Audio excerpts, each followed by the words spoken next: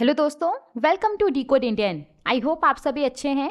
तो आज के इस लेक्चर में हम जनवरी 2026 के आरबीआई सर्कुलर्स को बहुत ही डिटेल वे में डिस्कस करने वाले हैं।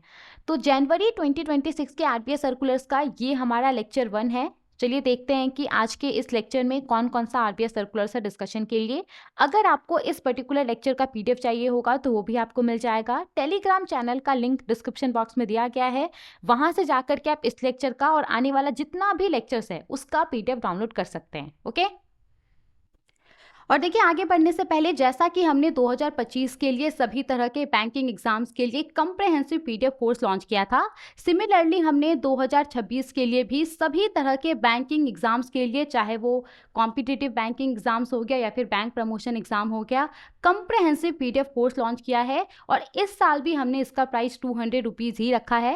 इस पीडीएफ कोर्स के अंदर आपको अपडेटेड बैंकिंग नॉलेज का नोट्स मिलेगा, आरबीआई सर्कुलर्स आपको मिलेगा जनवरी टू दिसंबर मंथ तक का, बैंकिंग एंड फाइनेंशियल अवेयरनेस मिलेगा जनवरी टू दिसंबर मंथ तक का, अपडेटेड गवर्नमेंट स्कीम्स का नोट्स मिलेगा। तो इस साल जो गवर्नमेंट स्कीम्स का पीडीएफ है, इसके अंदर हमने और इंपॉर्टेंट और नए गवर्नमेंट स्कीम्स को ऐड किया है। और इन सब के ऊपर banking knowledge, RBI circulars, banking and financial awareness, government schemes, इन सब के ऊपर आपको 2500 plus easy to difficult level MCQs मिलेगा। तो 2025 के अंदर हमने 2500 प्लस एमसीक्यूज प्रोवाइड किया था। इस साल हमारा उद्देश्य है और भी ज़्यादा एमसीक्यूज प्रोवाइड करने का और अच्छे क्वालिटीज़ का एमसीक्यूज प्रोवाइड करने का, जिसको सॉल्व करके आप अपने एग्जाम में ज़्यादा से ज़्यादा मार्क्स गेन कर सकें। तो देखिए यहाँ पे बैंकिंग नॉलेज और गवर्नमेंट स्कीम्स का पीडीएफ और इसके एमसीक्यूज का पीडीएफ आपको तुरंत प्रोवाइड कर दिया जाएगा। और आरबीआई सर्कुलर्स और बैंकिंग एंड फाइनेंशियल अवेयरनेस और इसके एमसीक्यूज का जो पीडीएफ है वो आपको मंथली बेसिस पे प्रोवाइड किया जाएगा। ऑलरेडी बहुत सारे लोगों ने इस पीडीएफ कोर्स को अवेल कर लिया है। अगर आप इंटरेस्टेड हैं तो ये हमारा व्हाट्सएप नंबर है, आप इस पर हमसे कांटेक्ट कर सकते हैं, या फिर ज़्यादा जानकारी के लिए आप हमारे टेलीग्राम चैनल को भी रेफर कर सकते हैं। ओके, तो चलिए आगे बढ़ते हैं और देखते हैं कि सबसे पहला सर्कुलर कौन सा है हमारे पास डिस्कशन के लिए। यहाँ पे हमारे पास जो सबसे पहला सर्कुलर है, ये सर्कुलर 1 जनवरी 2026 का है। और यहाँ पे हम बात करने वाले हैं reserve bank of India commercial banks financial statements presentation and disclosures amendment directions 2026। तो बेसिकली देखिए, रिजर्व बैंक ऑफ इंडिया ने दिसंबर 2025 में ये जो डायरेक्शन है इसको इशू किया था, reserve bank of India commercial banks financial statements presentation and disclosures directions 2025। तो आपको इसके नाम से पता चल रहा होगा, financial statements presentation and disclosure directions. तो ये जो डायरेक्शन है इसके अंदर बेसिकली रूल्स है कि कैसे जो कमर्शियल बैंक है वो अपना फाइनेंशियल स्टेटमेंट तैयार करेगा, जैसे कि बैलेंस शीट हो गया, प्रॉफिट एंड लॉस अकाउंट हो गया। तो इसके अंदर पूरा प्रोविजन है कि कैसे कमर्शियल बैंक अपना बैलेंस शीट तैयार करेगा, किस फॉर्मेट में तैयार करेगा, किन किन चीज़ों को, किन किन डिटेल्स को वो डिस्क्लोज करेगा उसमें। तो ये सारा जानकारी है। तो इसी डायरेक्शन के अंदर अभी रिजर्व बैंक ऑफ इंडिया ने अमेंडमेंट लाया है। ओके, नाउ देखिए ये जो अमेंडमेंट लाया गया है वो किस लिए लाया गया है। तो रिजर्व बैंक ऑफ इंडिया ने दिसंबर में ये जो आपका reserve bank of India commercial banks concentration risk management direction है, इसके अंदर भी अमेंडमेंट लाया था। तो ये जो डायरेक्शन है ये किस चीज़ से रिलेटेड है, तो यहाँ पे भी आपको नाम से पता चल रहा होगा, कॉन्सेंट्रेशन रिस्क मैनेजमेंट डायरेक्शंस 2025। तो इसके अंदर बेसिकली बताया गया है कि जो कमर्शियल बैंक है वो किस तरीके से बैंक के अंदर जो कॉन्सेंट्रेशन रिस्क होता है उसको मैनेज करेगा, उसको कंट्रोल करेगा। मान लीजिए कि कमर्शियल बैंक है, कोई कमर्शियल बैंक है और उसने ना किसी एक सिंगल बोरोवर को बहुत सारा लोन दिया हुआ है, या फिर उसने किसी एक सिंगल सेक्टर के अंदर बहुत सारा इन्वेस्टमेंट किया हुआ है। तो अगर वो बोरोवर डिफॉल्ट करेगा या फिर अगर वो सेक्टर फेल होता है, तब तो एक साथ कमर्शियल बैंक को बहुत सारा नुकसान होगा, राइट। तो ऐसा ना हो, इस चीज को इंश्योर करने के लिए इसके अंदर बहुत सारा प्रोविजंस है, रूल्स है, रेगुलेशंस है। ओके, तो ये जो reserve bank of India commercial banks concentration risk management directions है, इसके अंदर दिसंबर 2025 में अमेंडमेंट लाया गया था। और यहाँ पे इसी अमेंडमेंट की वजह से ये वाला जो डायरेक्शन है आरबीआई का, financial statements presentation and disclosure directions, इसके अंदर भी अभी अमेंडमेंट लाया जा रहा है। ओके, तो चीज़ों को रिव्यू किया गया और यहाँ पे बैंकिंग रेगुलेशन एक्ट 1949 के सेक्शन 21 और सेक्शन 35A के तहत आरबीआई को जो पावर मिला हुआ है उसका इस्तेमाल करके ये जो अमेंडेड डायरेक्शन है इसको इशू किया गया है। देखिए बेसिकली यहाँ पे जो अमेंडमेंट हुआ है वो पैराग्राफ 5 के अंदर हुआ है। तो अगर आप पैराग्राफ 5 को देखेंगे, देखिए तो अगर आप पैराग्राफ 5 को देखेंगे तो इसमें ना 5.1 को तो बेसिकली इसमें बताया गया है कि किस तरीके से जो कमर्शियल बैंक है वो अपना बैलेंस शीट तैयार करेगा। उसके लिए पूरा यहाँ पे इंस्ट्रक्शंस दिया गया है। जो बैलेंस शीट होता है उसमें अलग अलग आइटम होता है, जैसे कि आपका कैपिटल हो गया, इसके बाद आपका रिजर्व एंड सरप्लस होता है, डिपॉजिट्स होता है, बोरोइंग्स होता है। तो यहाँ पे बेसिकली बताया गया है कि हर एक आइटम के अंदर किन किन चीज़ों को शो किया जाएगा, पूरा इसके लिए इंस्ट्रक्शंस दिया गया है। ओके, अब देखिए जैसे कि कोई नेशनलाइज्ड बैंक है, तो जब कोई नेशनलाइज्ड बैंक अपना बैलेंस शीट तैयार करेगा तो उसमें कैपिटल के अंदर वो किन किन चीज़ों को शो करेगा। तो सबसे पहले as on the date of the balance sheet के डेट तक उस बैंक के अंदर सेंट्रल गवर्नमेंट के द्वारा जो भी कैपिटल ओन किया जा रहा होगा उसको वो शो करेगा।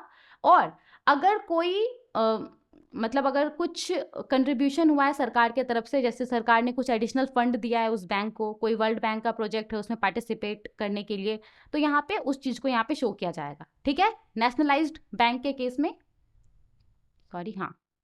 अब देखिए banks incorporated outside India, Bharat के बाहर कोई इनकॉर्पोरेटेड बैंक है, मतलब जो फॉरेन बैंक्स होता है, तो फॉरेन बैंक जब अपना बैलेंस शीट तैयार करेगा, डोंट वरी ये सब रिलेटेड है इसीलिए मैं बता रही हूँ, इसी पार्ट के अंदर अमेंडमेंट लाया गया है इसीलिए मैं यहाँ पे इसको समझा रही हूँ। तो जो फॉरेन बैंक्स है, जब फॉरेन बैंक्स अपना बैलेंस शीट तैयार करेगा तो उसमें वो कैपिटल के अंदर किन किन चीज़ों को शो करेगा। तो वो यहाँ पे स्टार्टअप कैपिटल शो करेगा।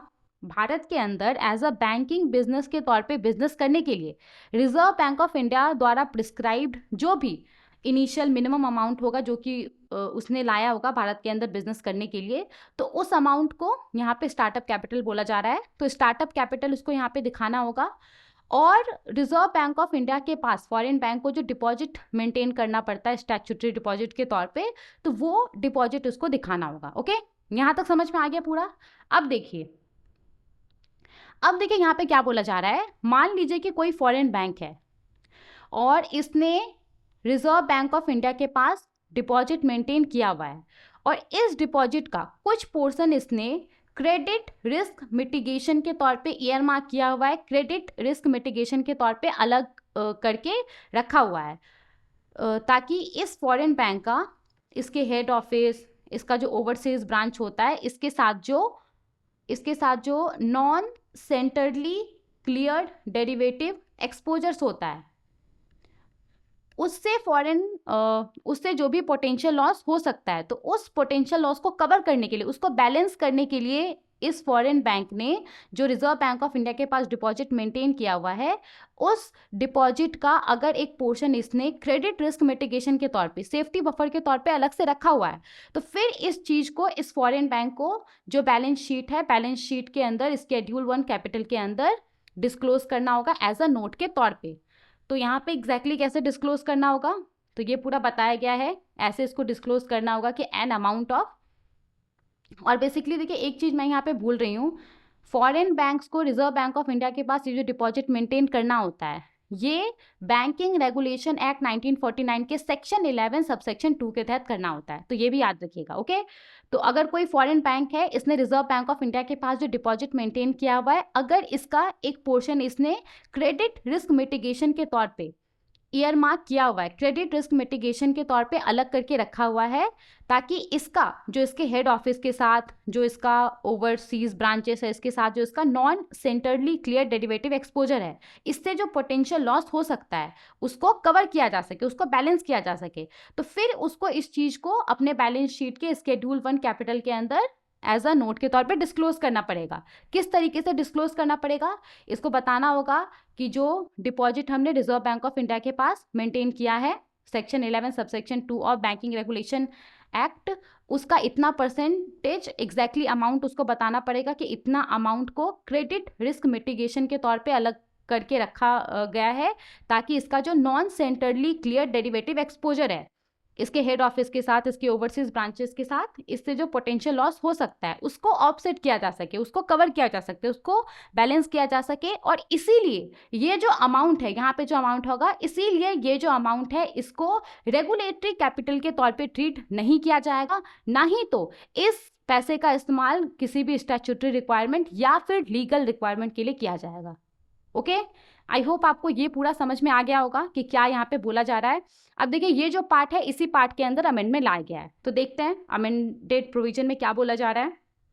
ओके, आगे बढ़ने से पहले यहाँ पे जो एक ये टर्म है नॉन सेंटरली क्लियर्ड डेरिवेटिव, तो ये क्या होता है, ये ऐसा डेरिवेटिव कॉन्ट्रैक्ट होता है जिसका सेटलमेंट किसी सेंट्रल काउंटर पार्टी के द्वारा गारंटीड नहीं होता है। मतलब दो पार्टी है, दो पार्टी के बीच में डायरेक्ट ट्रांजेक्शन हो रहा है, तो इसमें क्या होता है, क्योंकि दो पार्टीज के बीच में डायरेक्टली दोनों पार्टी एक दूसरे के साथ डील कर रहा है, तो अगर एक पार्टी मान लीजिए डिफॉल्ट करता है तो दूसरा पार्टी को पूरा का पूरा जो लॉस है वो बियर करना पड़ेगा, क्योंकि कोई सेंट्रल काउंटर पार्टी नहीं है जो कि सेटलमेंट को गारंटी प्रोवाइड कर रहा है। ओके, तो ये क्या होता है, non centrally cleared derivative exposure होता है।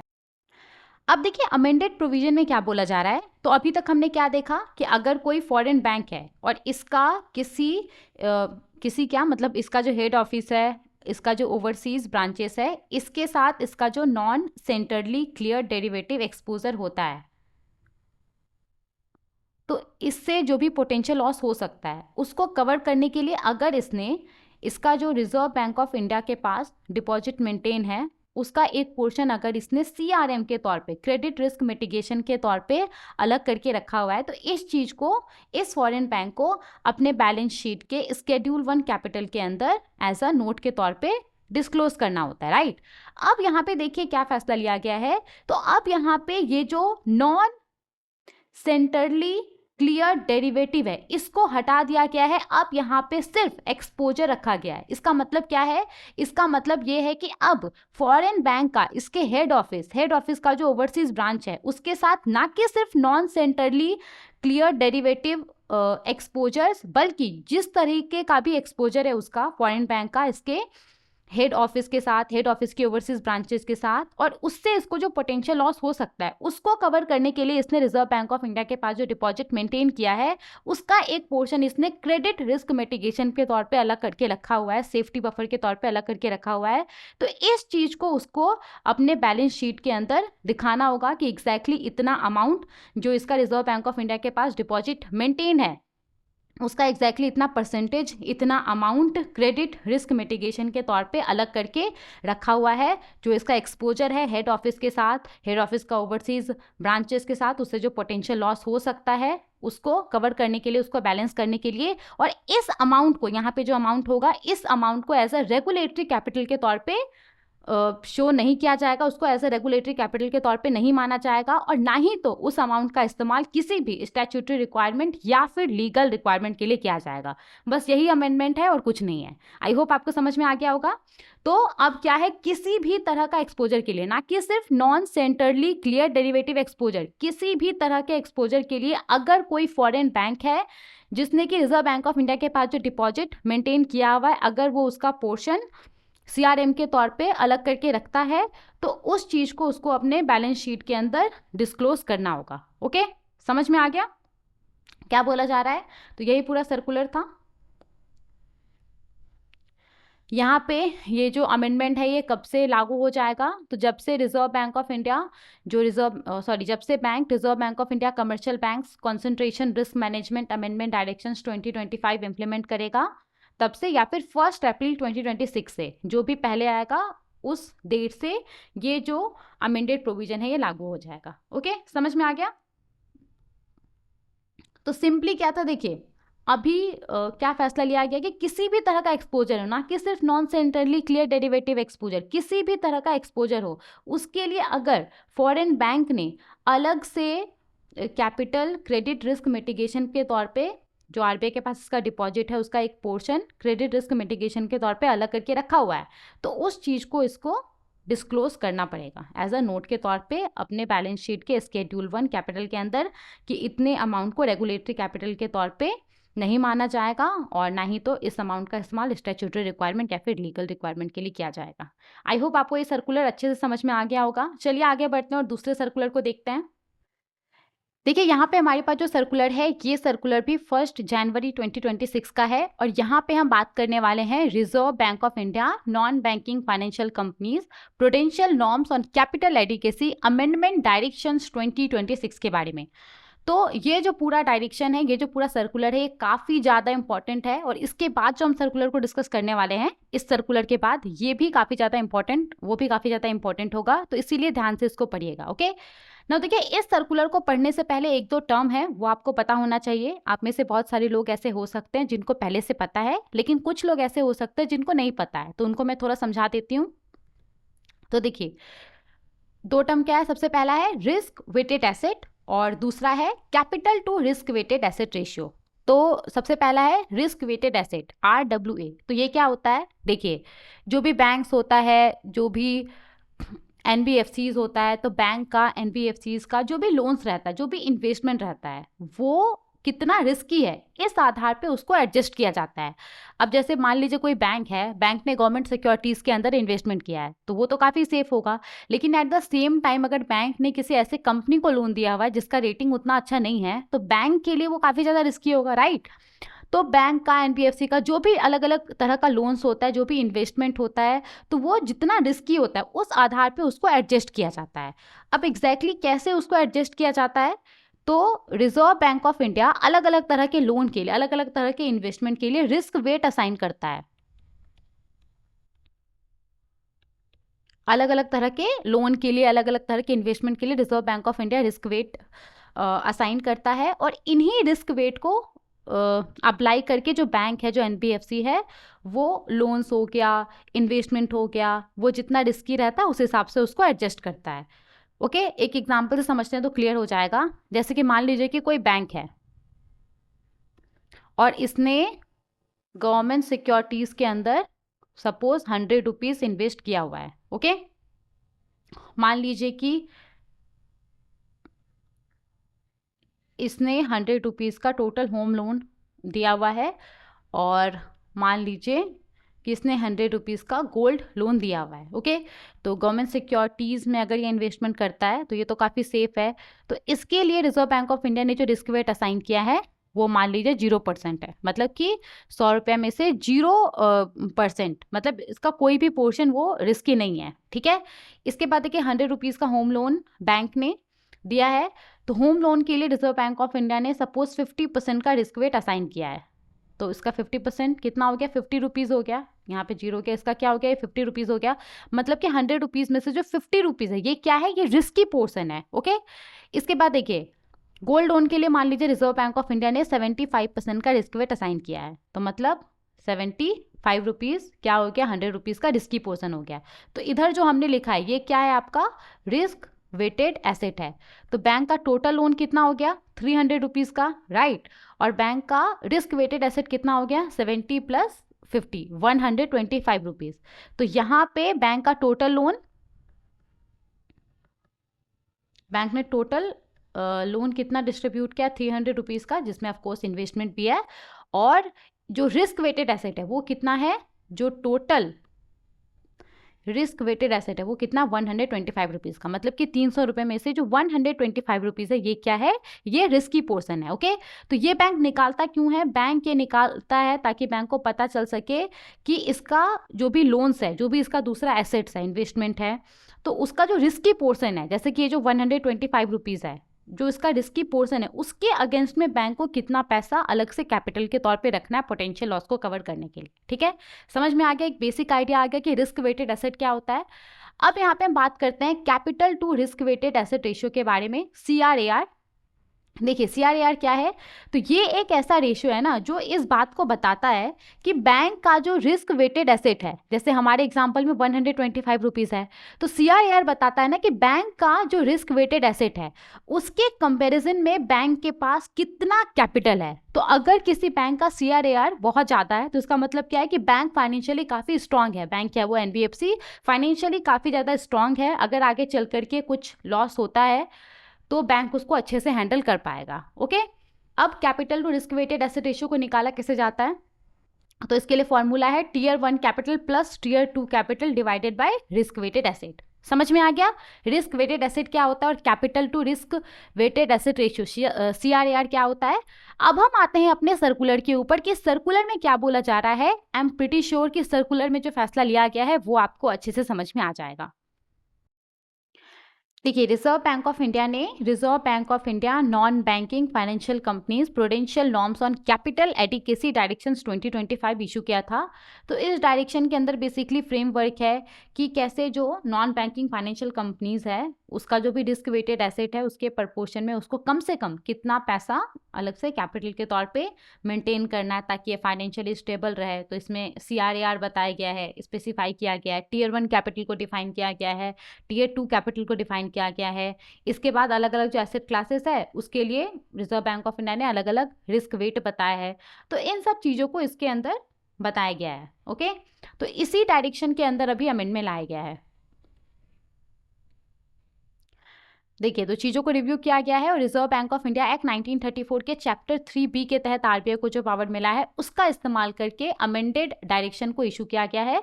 और बेसिकली जो अमेंडमेंट लाया गया है वो पैराग्राफ 18(1) के अंदर लाया गया है। 18(1) ऑफ ये वाला जो डायरेक्शन है इसके अंदर जो पैराग्राफ 18(1) है उसके अंदर अमेंडमेंट लाया गया है। तो अगर आप देखेंगे ना तो पैराग्राफ 18 में बताया गया है कि कैसे कोई NBFC जो रिस्क वेटेड एसेट होता है उसको कैलकुलेट करेगा। मतलब पूरा यहाँ पे गाइडलाइंस दिया गया है कि किस तरीके से कोई NBFC रिस्क वेटेड एसेट को कैलकुलेट करेगा। तो सबसे पहले तो रिस्क वेट को डिफाइन किया गया है। तो जो भी बैलेंस शीट आइटम्स होता है NBFC के बैलेंस शीट में जो भी अलग अलग एसेट्स होता है, जो भी अलग अलग लोन्स होता है, इन्वेस्टमेंट होता है, तो वो जितना भी रिस्की होता है उस हिसाब से रिजर्व बैंक ऑफ इंडिया ने उसके लिए रिस्क वेट असाइन किया हुआ है। और जितना सारा भी ऑन बैलेंस शीट एसेट्स है, आइटम है, मतलब NBFC के बैलेंस शीट में जो भी अलग अलग लोन है, जो भी अलग अलग इन्वेस्टमेंट है, उसके लिए रिजर्व बैंक ऑफ इंडिया ने जो अलग अलग रिस्क वेट असाइन किया है। तो हर एक एसेट का जो वैल्यू रहता है उससे उसके रिस्क वेट को मल्टीप्लाई किया जाता है और फिर हमारे पास क्या आता है, रिस्क एडजस्टेड वैल्यू आता है। तो हमने पहले ही देख लिया था। जैसे मान लीजिए NBFC के बैलेंस शीट में गोल्ड लोन है सपोज 100 रुपीज़ का, और गोल्ड लोन के लिए मान लीजिए कि रिजर्व बैंक ऑफ इंडिया ने 75% का रिस्क वेट असाइन किया हुआ है। तो इसको इससे मल्टीप्लाई कर दीजिए, हमारे पास क्या आ जाएगा, 75 रुपीज़ आ जाएगा। तो ये क्या हो जाएगा, ये हमारा रिस्क एडजस्टेड वैल्यू हो जाएगा, राइट, इस एसेट का, जो गोल्ड लोन है इसका। तो यहाँ पे क्या बोला जा रहा है, वेट अ सेकेंड, हाँ, तो इस तरीके से जितना सारा भी बैलेंस शीट एसेट्स है तो उसका जो रिस्क एडजस्टेड वैल्यू है उसको कैलकुलेट किया जाता है, उसका टोटल निकाला जाता है और फिर उसके आधार पे जो CRAR है वो कैलकुलेट किया जाता है कि बैंक को कितना पैसा अलग से कैपिटल के तौर पे रखना है। मतलब जैसे कि हमारा गोल्ड लोन है तो गोल्ड लोन के लिए जो रिस्क एडजस्टेड वैल्यू है वो कितना है, 75 रुपीज़ है। तो इस तरीके से जितना भी ऑन बैलेंस शीट एसेट रहता है तो हर एक का रिस्क एडजस्टेड वैल्यू निकाला जाता है, उसको फिर कैलकुलेट किया जाता है, जो टोटल होता है उसके आधार पे फिर जो CRAR है वो निकाला जाता है, ठीक है, जो कि NBFC के लिए रिक्वायर्ड होता है मेंटेन करना। समझ में आ गया?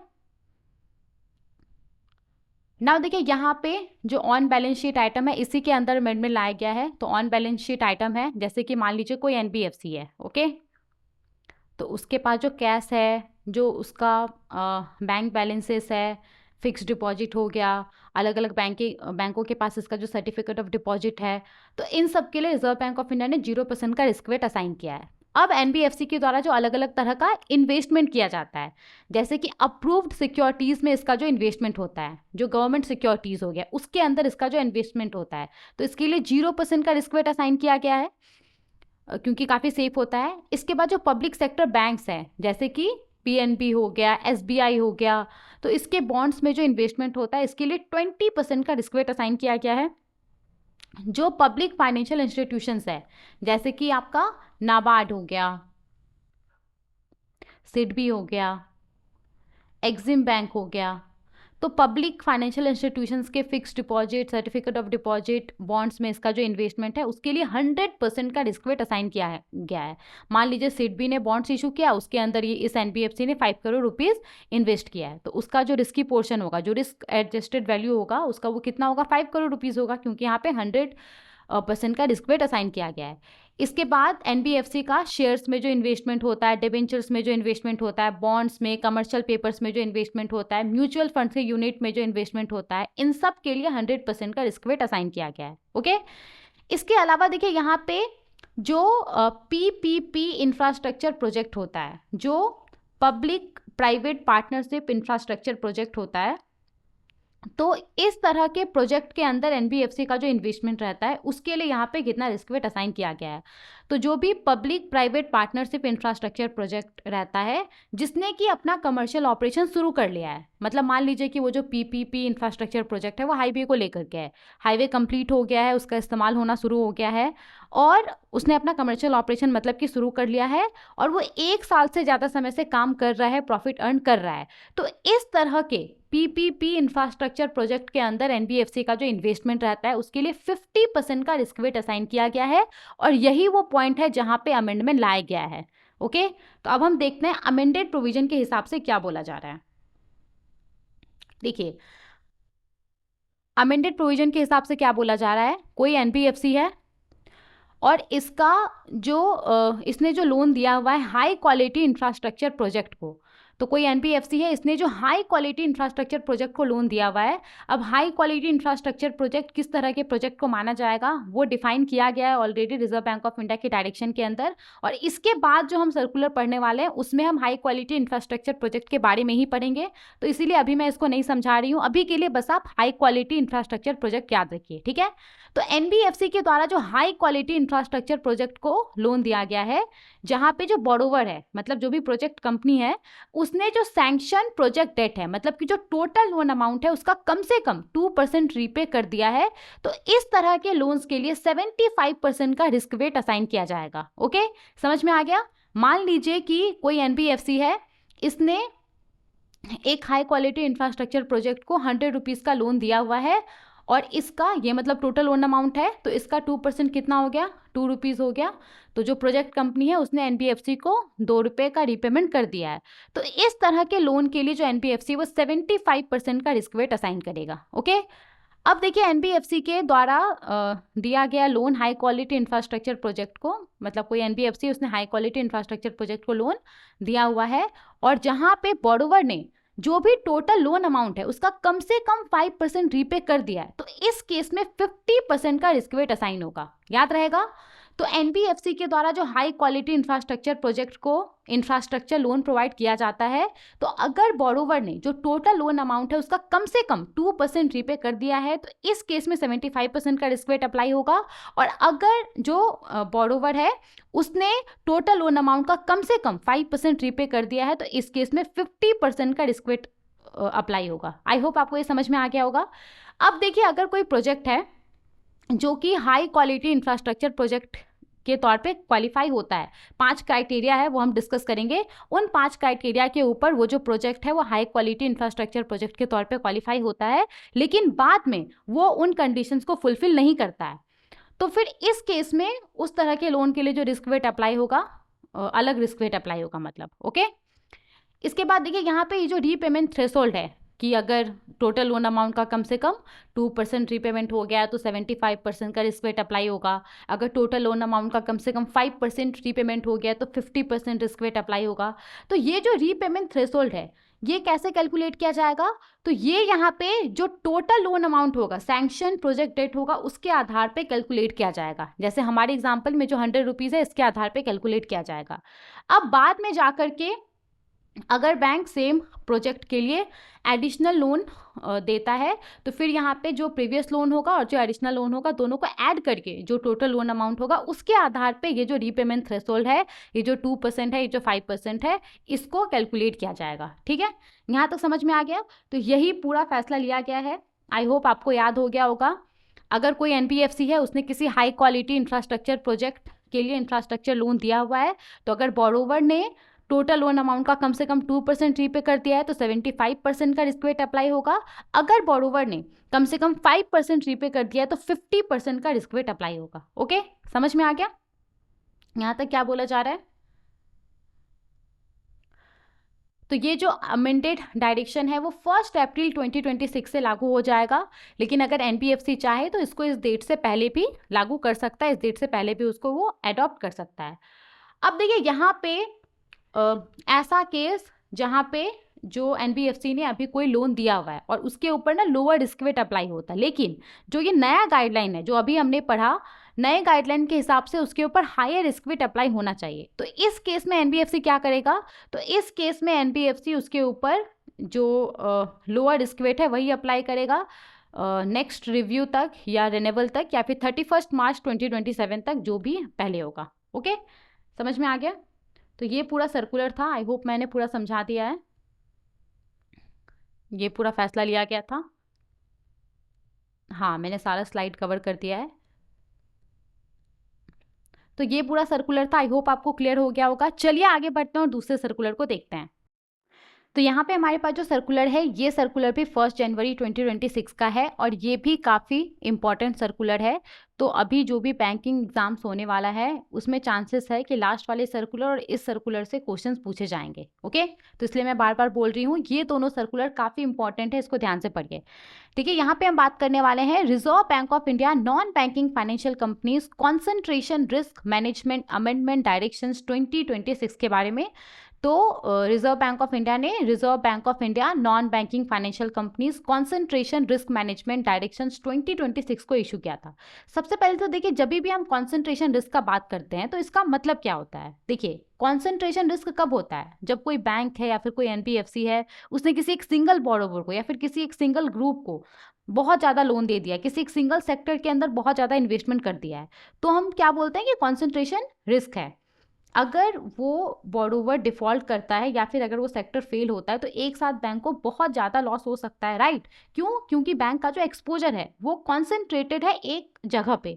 तो यहाँ पे ऐसा ना हो, इस चीज़ को इंश्योर करने के लिए इसके अंदर प्रोविजंस है, जिसमें बेसिकली बताया गया है कि कोई जैसे एनबीएफसी है, उसका किसी एक सिंगल बोरोवर को मैक्सिमम कितना एक्सपोजर हो सकता है, किसी एक ग्रुप ऑफ रिलेटेड बोरोवर को मैक्सिमम कितना एक्सपोजर हो सकता है, किसी एक सिंगल सेक्टर के अंदर मैक्सिमम उसका कितना इन्वेस्टमेंट हो सकता है। तो इन सब को लेकर के यहाँ पे प्रोविजन है। तो इसके अंदर बेसिकली अभी अमेंडमेंट लाया गया है, तो चीज़ों को रिव्यू किया गया है। और reserve bank of India act 1934 के चैप्टर 3B के तहत आरबीआई को जो पावर मिला है उसका इस्तेमाल करके अमेंडेड प्रोविजन, यहाँ पे अमेंडेड डायरेक्शन को इशू किया गया है। और बेसिकली जो अमेंडमेंट हुआ है वो इस डायरेक्शन के अंदर सब पैराग्राफ 4 के अंदर हुआ है।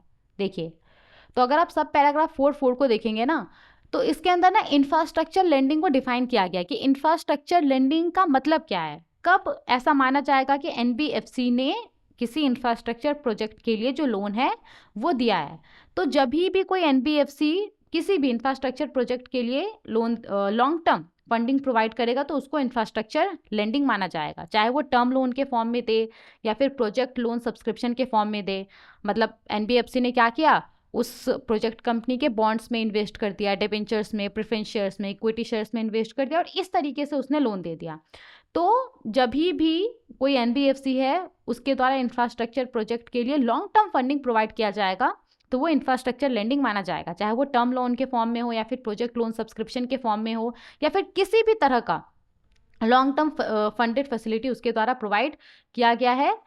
लेकिन प्रोवाइडेड कि एनबीएफसी ने जो इंफ्रास्ट्रक्चर लोन प्रोवाइड किया है तो वो जो इंफ्रास्ट्रक्चर सेक्टर है वो department of economic affairs, ministry of finance, government of India के द्वारा नोटिफाई है। ओके, तो सिंपली यहाँ पे इंफ्रास्ट्रक्चर लेंडिंग का क्या मतलब है उसको डिफाइन किया गया है कि कब एनबीएफसी अगर कोई लोन देता है तो माना जाएगा कि वो इंफ्रास्ट्रक्चर लोन है, उसके द्वारा इंफ्रास्ट्रक्चर लेंडिंग किया गया, उसको यहाँ पे डिफाइन किया गया है।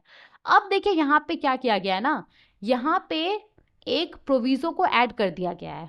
तो अब यहाँ पे क्या बोला जा रहा है, प्रोवाइडेड दैट अगर कोई प्रोजेक्ट है जिसको कि एनबीएफसी ने इंफ्रास्ट्रक्चर लोन प्रोवाइड किया है और वो प्रोजेक्ट इन सब क्राइटेरिया के ऊपर खड़ा उतरता है तो फिर उस प्रोजेक्ट को हाई क्वालिटी इंफ्रास्ट्रक्चर प्रोजेक्ट के तौर पे माना जाएगा और ऐसा माना जाएगा कि एनबीएफसी ने हाई क्वालिटी इंफ्रास्ट्रक्चर प्रोजेक्ट को इंफ्रास्ट्रक्चर लेंडिंग प्रोवाइड किया है। ओके, समझ में आ गया? तो यहाँ पे टोटल 5 क्राइटेरिया है। अगर कोई ऐसा प्रोजेक्ट है जो कि इन 5 क्राइटेरिया के ऊपर खड़ा उतरता है तो माना जाएगा कि एनबीएफसी ने हाई क्वालिटी इंफ्रास्ट्रक्चर प्रोजेक्ट को लोन दिया है और उस लोन को lending to high quality infrastructure project के तौर पे क्लासिफाई किया जाएगा। ओके, तो ये 5 क्राइटेरिया क्या क्या है उसको हम देख लेते हैं।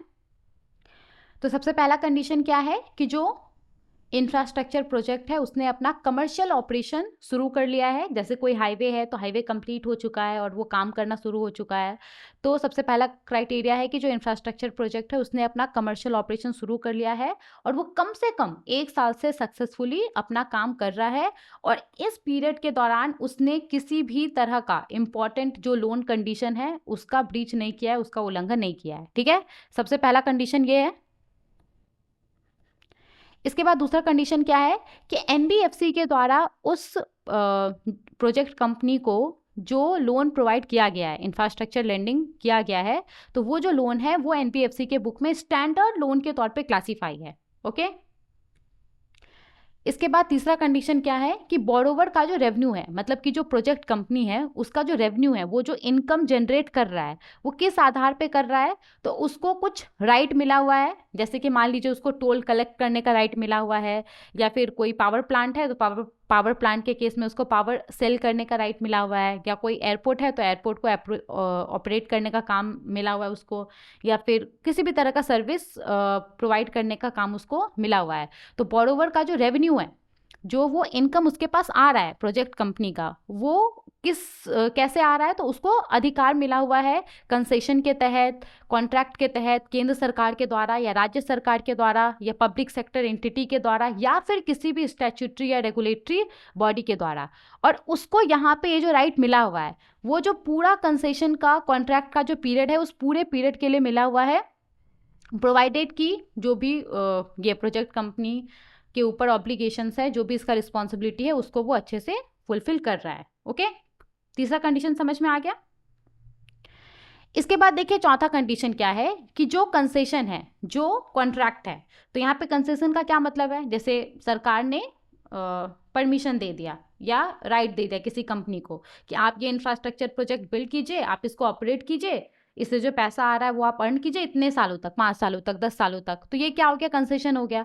तो जो भी कंसेशन होगा, जो भी कॉन्ट्रैक्ट होगा गवर्नमेंट और जो प्राइवेट कंपनी है उसके बीच में इंफ्रास्ट्रक्चर प्रोजेक्ट को लेकर के जो भी कंसेशन होगा, जो भी कॉन्ट्रैक्ट होगा, तो उसके अंदर ना जो लेंडर होगा जो उस प्रोजेक्ट को फाइनेंसिंग प्रोवाइड करेगा, जो भी बैंक होगा, एनबीएफसी होगा, हमारे केस में तो एनबीएफसी का हम बात कर रहे हैं, तो सरकार और जो भी आपका प्राइवेट कंपनी है उसके बीच में जो भी कंसेशन, जो भी कॉन्ट्रैक्ट होगा, तो उसके अंदर जो लेंडर रहेगा जो कि उस प्रोजेक्ट के लिए फाइनेंसिंग प्रोवाइड करेगा, तो उसको प्रोटेक्शन मिले, इसको लेकर के प्रोविज़न रहना चाहिए कंसेशन के अंदर या कॉन्ट्रैक्ट के अंदर। ओके, तो कम से कम ये 3 प्रोविज़न बताया गया, ये 3 प्रोविज़न तो रहना ही चाहिए कंसेशन के अंदर, कॉन्ट्रैक्ट के अंदर। तो क्या प्रोविज़न है,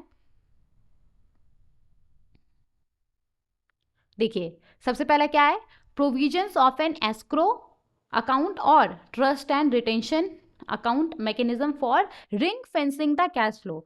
तो यहाँ पे एस्क्रो अकाउंट का प्रोविजन रहना चाहिए। एस्क्रो अकाउंट बेसिकली एक कंट्रोल बैंक अकाउंट होगा जिसमें प्रोजेक्ट से जो भी इनकम आएगा उस अकाउंट में रहेगा और उस इनकम का इस्तेमाल सिर्फ कुछ स्पेसिफिक पर्पस के लिए किया जाएगा। तो एस्क्रो अकाउंट का प्रोविजन रहना चाहिए, या ट्रस्ट एंड रिटेंशन अकाउंट का प्रोविजन रहना चाहिए। तो ट्रस्ट एंड रिटेंशन अकाउंट ये भी एस्क्रो अकाउंट के तरह ही होता है, लेकिन इसका इस्तेमाल ज़्यादा प्रोजेक्ट फाइनेंसिंग के लिए किया जाता है, खास करके जो इंफ्रास्ट्रक्चर प्रोजेक्ट होता है उसके लिए इसका इस्तेमाल किया जाता है।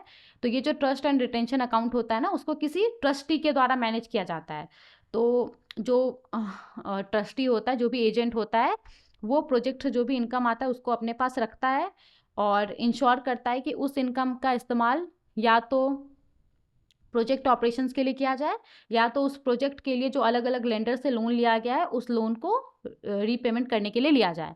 तो यहाँ पे क्या बोला जा रहा है कि एस्क्रो अकाउंट का या फिर ट्रस्ट एंड रिटेंशन अकाउंट का जो प्रोविजन है वो रहना चाहिए, ताकि इस चीज़ को इंश्योर किया जा सके कि प्रोजेक्ट से जो भी पैसा अर्न हो रहा है वो सेपरेट है और वो प्रोटेक्टेड है। ऐसा नहीं है कि प्रोजेक्ट से पैसा अर्न हो रहा है लेकिन जो बैंक है, जो भी एनबीएफसीज है जिसने लोन दिया हुआ है प्रोजेक्ट के लिए, उसको उसका पैसा नहीं मिल रहा है। ओके, तो यहाँ पे एस्क्रो अकाउंट का या ट्रस्ट एंड रिटेंशन अकाउंट का जो प्रोविजन है वो रहना चाहिए, ताकि जो भी प्रोजेक्ट से पैसा आ रहा है वो सेपरेट हो, वो अलग रखा जाए और वो प्रोटेक्टेड हो, उसको दूसरे पर्पसेस के लिए खर्च ना किया जाए। ठीक है, ये समझ में आ गया।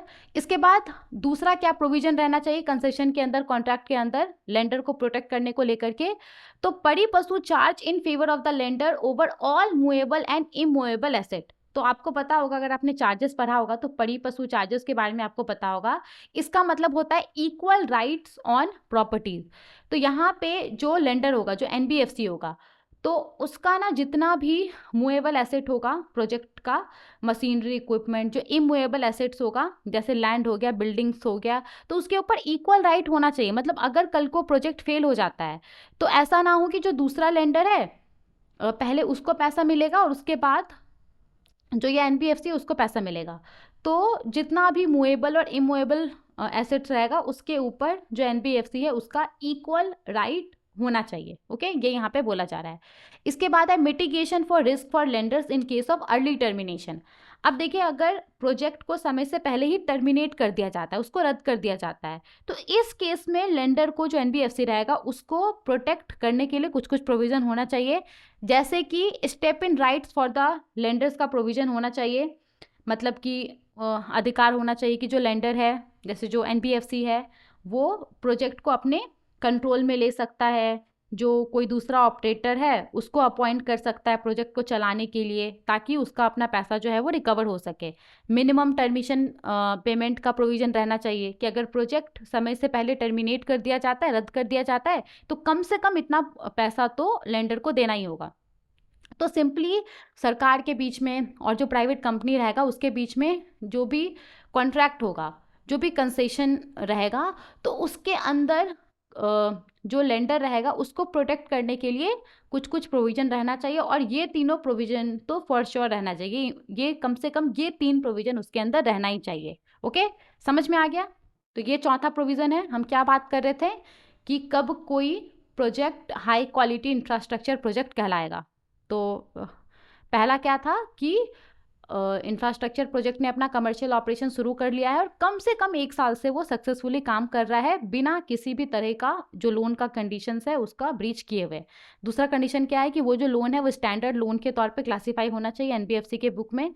तीसरा कंडीशन क्या है कि बोरोवर का, जो भी प्रोजेक्ट कंपनी है, उसका जो रेवेन्यू होना चाहिए, जो इनकम वो अर्न करना चाहिए, वो कैसे अर्न करना चाहिए, तो उसको अधिकार मिला हुआ होना चाहिए कंसेशन के तहत, कॉन्ट्रैक्ट के तहत, केंद्र सरकार के द्वारा या राज्य सरकार के द्वारा या पब्लिक सेक्टर एंटिटी के द्वारा या स्टैट्यूटरी या रेगुलेटरी बॉडी के द्वारा कुछ टोल कलेक्ट करने का या कोई सर्विस प्रोवाइड करने का। ओके, और इससे उसके पास पैसा आना चाहिए।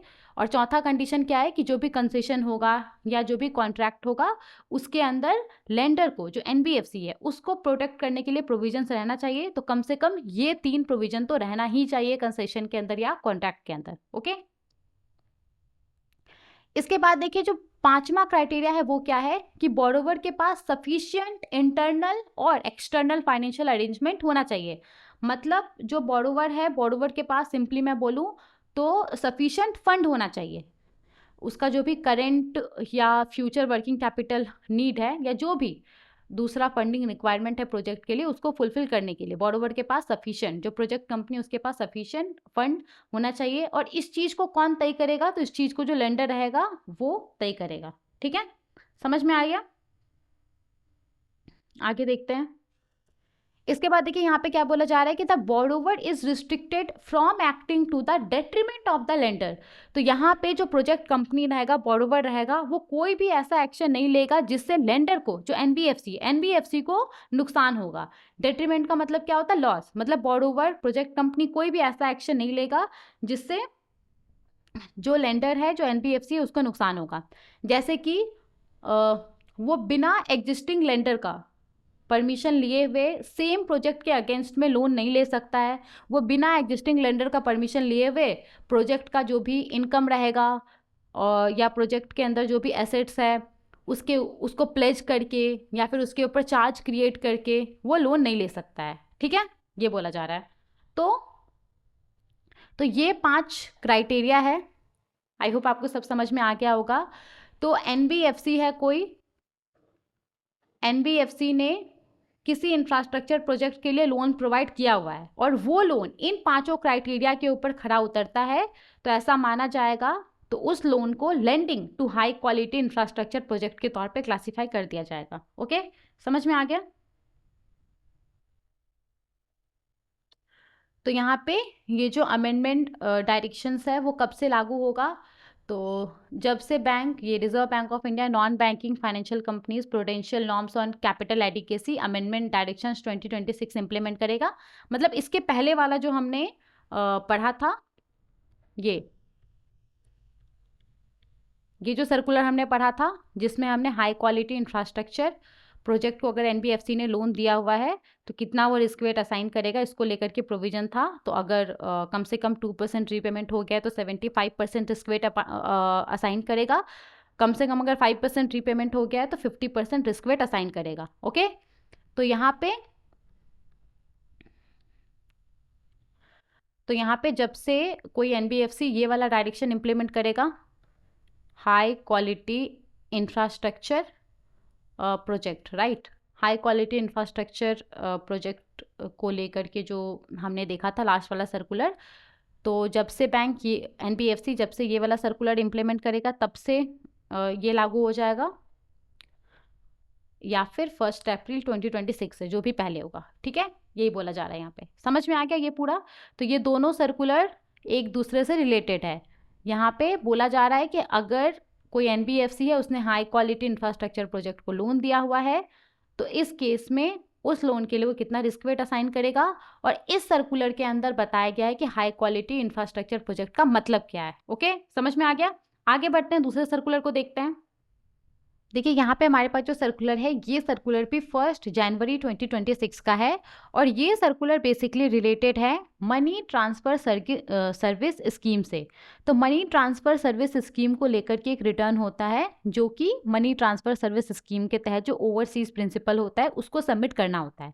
तो अब वो रिटर्न CIMS पोर्टल के थ्रू सबमिट किया जाएगा। आई नो आपको समझ में नहीं आया होगा, डोंट वरी, सर्कुलर को हम पढ़ेंगे, लेकिन उससे पहले क्योंकि मनी ट्रांसफ़र सर्विस स्कीम का जिक्र हुआ है तो उसको थोड़ा सा हम देख लेते हैं, जो भी उसका इंपॉर्टेंट प्रोविजंस है उसको यहाँ पे हम देख लेते हैं। ओके, देखिए, मनी ट्रांसफर सर्विस स्कीम, जिसको वाइडली MTSS के नाम से जाना जाता है। तो देखिए, दो तरह का रेमिटेंस होता है, एक तो होता है आउटवर्ड रेमिटेंस और एक होता है इनवर्ड रेमिटेंस। तो जब भारत के अंदर से भारत के बाहर किसी दूसरे देश में पैसा भेजा जाता है तो हम क्या बोलते हैं कि आउटवर्ड रेमिटेंस हुआ है। तो आउटवर्ड रेमिटेंस के लिए हमारे देश के अंदर एक बहुत पॉपुलर स्कीम है, liberalise remittance scheme. I am sure आपको इसके बारे में पता होगा। तो जिस तरीके से भारत के अंदर से भारत के बाहर किसी दूसरे देश में पैसा भेजने के लिए हमारे देश के अंदर की स्कीम है LRS, उसी तरीके से इनवर्ड रेमिटेंस के लिए भारत के बाहर से किसी दूसरे देश से भारत के अंदर पैसा भेजने के लिए हमारे देश के अंदर की स्कीम है MTSS, which is money transfer service scheme. तो मनी ट्रांसफर सर्विस स्कीम क्या है? मनी ट्रांसफर सर्विस स्कीम के तहत भारत के बाहर से किसी दूसरे देश से पर्सनल पर्पसेस के लिए भारत के अंदर पैसा भेजा जा सकता है। ओके, समझ में आ गया? जैसे कि मान लीजिए कि कोई पर्सन है और वो US में रहता है या UK में रहता है, तो और उसके पेरेंट्स इंडिया के अंदर रहते हैं, तो अपने पेरेंट्स के मेंटेनेंस के लिए, सपोज वो US में रहता है तो, और उसके पेरेंट्स, उसके जो अदर फैमिली मेम्बर्स हैं वो इंडिया में रहते हैं, तो अपने फैमिली के मेंटेनेंस के लिए वो US से MTSS के तहत भारत के अंदर पैसा भेज सकता है। ठीक है, समझ में आ गया? तो मनी ट्रांसफ़र सर्विस स्कीम क्या है? इस स्कीम के तहत भारत के बाहर से दूसरे देश से पर्सनल पर्पसेस के लिए भारत के अंदर पैसा भेजा जा सकता है। तो ये स्कीम सिर्फ और सिर्फ इनवर्ड पर्सनल रेमिटेंसेस के लिए है। इस स्कीम का इस्तेमाल करके सिर्फ भारत के बाहर से दूसरे देश से भारत के अंदर पैसा भेजा जा सकता है। ओके, और वो भी सिर्फ पर्सनल पर्पसेस के लिए, जैसे कि remittances towards family maintenance. Again वही एग्जांपल, कोई पर्सन है भारत के बाहर रह रहा है और उसके पेरेंट्स या उसके अदर फैमिली मेंबर्स इंडिया के अंदर रह रहे हैं, तो उनके मेंटेनेंस के लिए वो MTSS के तहत उस देश से भारत के अंदर पैसा भेज सकता है। Remittances favouring foreign tourist visiting India, कोई फॉरेन टूरिस्ट है वो भारत के अंदर घूमने आया है, तो भारत के बाहर से दूसरे देश से उस फॉरेन टूरिस्ट को उसके जो भी फैमिली मेंबर्स हैं, फ्रेंड्स हैं, वो MTSS के तहत पैसा भेज सकता है। ओके, तो MTSS सिर्फ और सिर्फ इनवर्ड पर्सनल रेमिटेंसेस के लिए है। इस स्कीम का इस्तेमाल करके सिर्फ और सिर्फ भारत के बाहर से दूसरे देश से भारत के अंदर पैसा भेजा जा सकता है, और वो भी सिर्फ पर्सनल पर्पसेस के लिए भेजा जा सकता है, जैसे कि फैमिली मेंटेनेंस, फॉरेन टूरिस्ट्स है उसको पैसा भेजा जा सकता है। ओके, नाउ देखिए, अगर कोई भारत के बाहर किसी दूसरे देश में पर्सन है और वो भारत के अंदर कोई चैरिटेबल इंस्टीट्यूशन है या कोई ट्रस्ट है, उसके अंदर डोनेशन करने के लिए, उसके अंदर कंट्रीब्यूशन करने के लिए एमटीएसएस के तहत पैसा भेजना चाहता है, तो ऐसा वो नहीं कर सकता है। ओके, इसके बाद देखिए, ट्रेड रिलेटेड रेमिटेंसेस अलाउड नहीं है। कोई पर्सन है, उसने भारत से कुछ सामान खरीदा और उसका पेमेंट वो एमटीएसएस के तहत पैसा भेज के करना चाहता है, तो ऐसा अलाउड नहीं है। इसके बाद भारत के अंदर प्रॉपर्टी परचेस करने के लिए एमटीएसएस के तहत भारत के अंदर पैसा नहीं भेजा जा सकता है। इन्वेस्टमेंट करने के लिए भारत के बाहर से एमटीएसएस के तहत भारत के अंदर पैसा नहीं भेजा जा सकता है। या फिर कोई नॉन रेसिडेंट इंडिविजुअल है और उसका भारत के अंदर नॉन रेसिडेंट एक्सटर्नल अकाउंट है, तो उस अकाउंट के अंदर वो एमटीएसएस के तहत भारत के अंदर पैसा नहीं भेज सकता है। तो ये सब अलाउड नहीं है। एमटीएसएस सिर्फ और सिर्फ इन वर्ड पर्सनल रेमिटेंसेस के लिए ही है। Donation, contribution, trade related remittances, कुछ प्रॉपर्टी को परचेस करने के लिए रेमिटेंसेस, ये सब अलाउड नहीं है। ओके, अब देखिए इस स्कीम के तहत होता क्या है। तो इस स्कीम के तहत भारत के बाहर अलग अलग देश में रेप्यूटेड मनी ट्रांसफर कंपनीज होता है। ओके, क्या होता है? रेप्यूटेड मनी ट्रांसफर कंपनीज होता है, जिसको ओवरसीज प्रिंसिपल्स बोला जाता है। तो मैं ओवरसीज प्रिंसिपल बोलूंगी, आप समझ लीजिएगा कि हम रेप्यूटेड मनी ट्रांसफर कंपनीज का बात कर रहे हैं।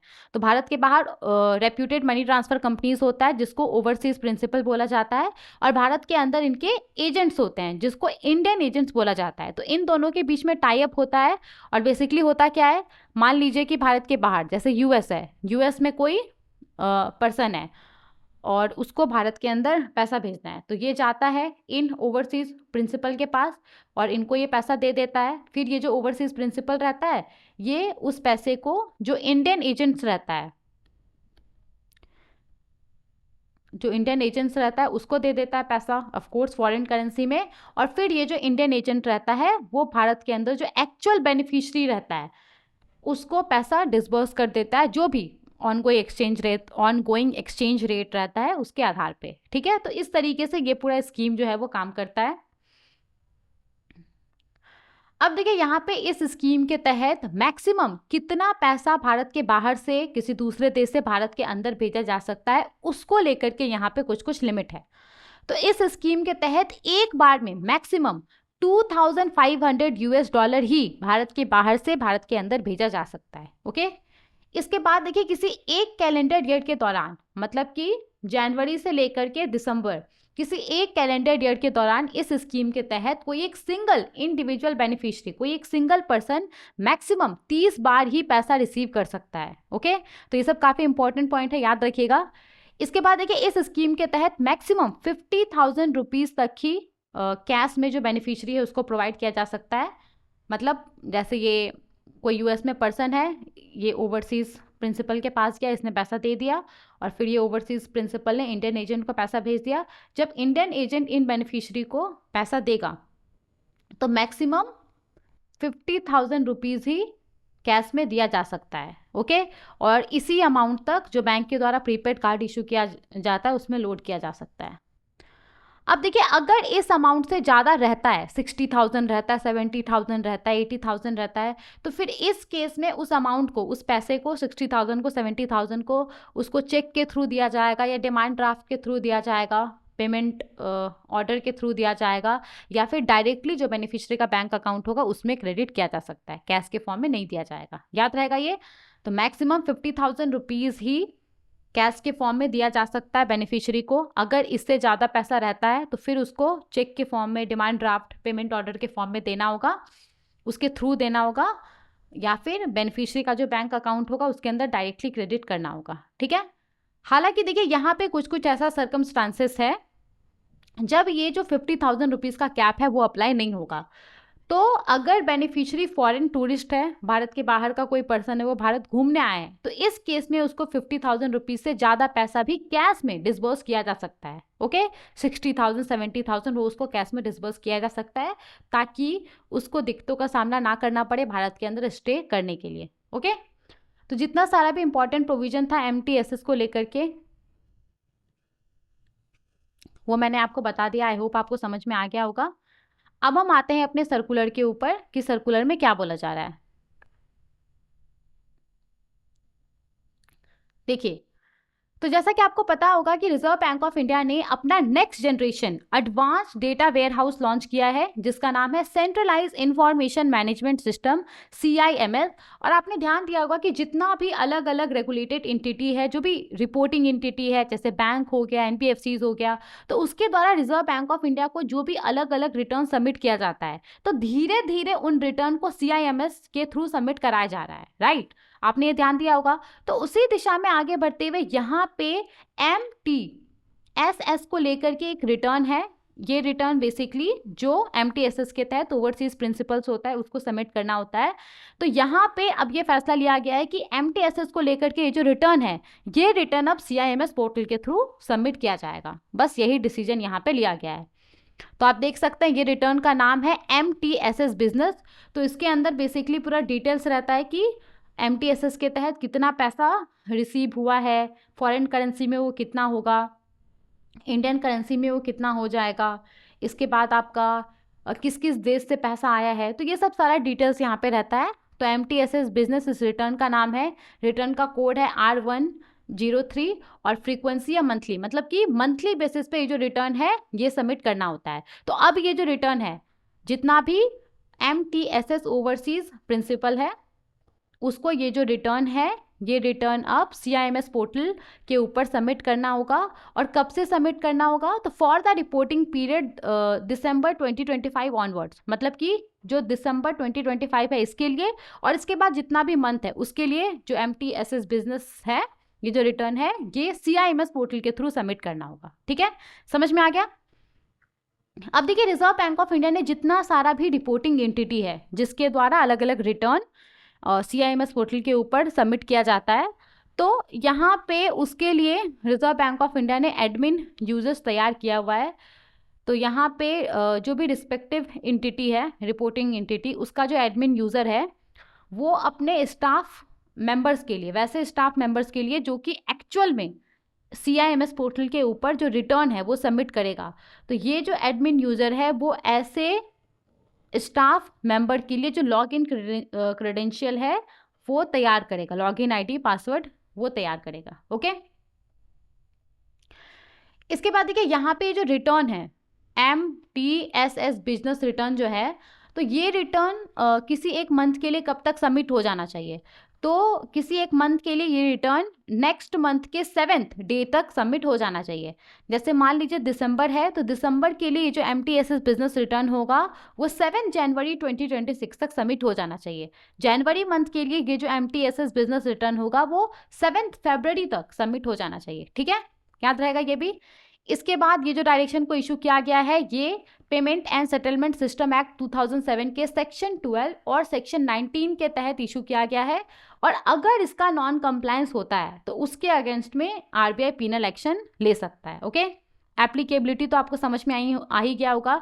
जितना सारा भी MTSS ओवरसीज प्रिंसिपल्स है, जो भी रेप्यूटेड मनी ट्रांसफर कंपनीज है जिसका कि इंडियन एजेंट के साथ टाई अप है और जिसके तहत भारत के बाहर से दूसरे देश से लोग भारत के अंदर पैसा भेज सकते हैं, तो उन सब के ऊपर ये जो सर्कुलर है ये एप्लीकेबल होगा। ओके,